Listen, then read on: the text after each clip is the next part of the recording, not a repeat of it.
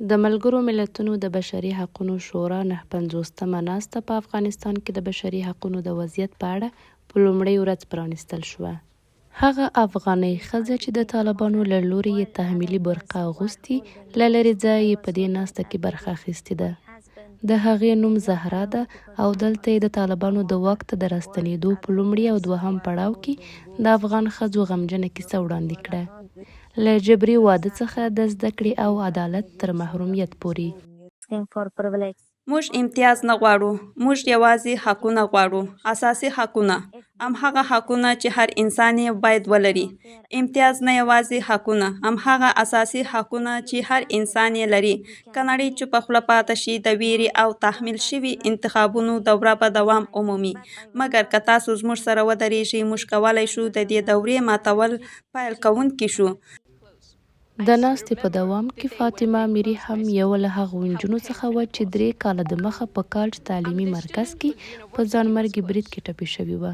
په هېواد کې د ښځو او نجونو د ستونزو او محرومیتونو په اړه یې خبرې وکړې او له نړۍ یې وغوښتل چې په افغانستان کې د بشري حقونو مسلې ته ځانګړې پاملرنه وکړي. زه د ډیرو نجونو او ښځو یو بیلګه یم چې په افغانستان کې له عدالت څخه محرومې دي.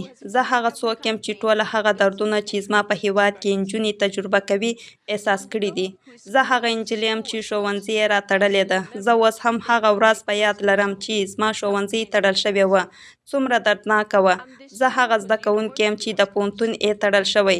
وروسته له هغه چې ما خپلې سترګې او غوږونه له لاسه ورکړه، د ټولو دردونو سره چې ما درلودله، ما د دوی په وړاندې د اعتراض په توګه د پوهنتون ازموینه کې ګډون وکړه، ترڅو دوی ته وښایم چې دوی نشي کولی ما ودروي، مګر دوی پوهنتونونه وتړل.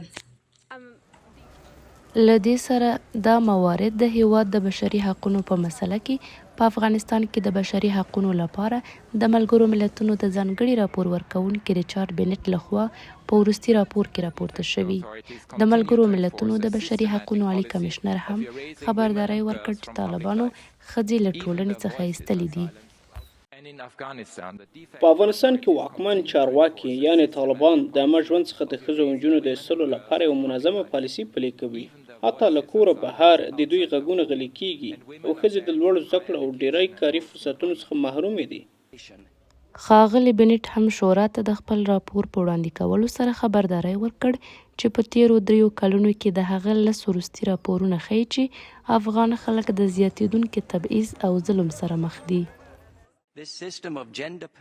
د جنسیت پر بنسټ د ظلم دا سیستم د انسانیت په وړاندې جرم دی او په سمه توګه جنسیتي اپارټایډ بلل کېدای شي. په دې برخه کې د عادي کولو هر ډول خبرې له وخته مخکې او نامناسبې دي.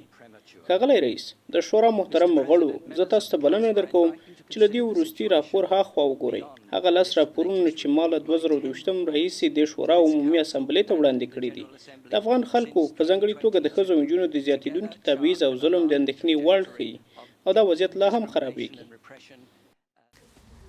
د ملګرو ملتونو د بشري حقونو شورا 59مه ناسته نن د جون په 14مه یا د غبرګولي په 26مه پیل شوه او د روان کال د جولای تر 9مې یا د چنګاښ تر 13مې پورې به دوام وکړي.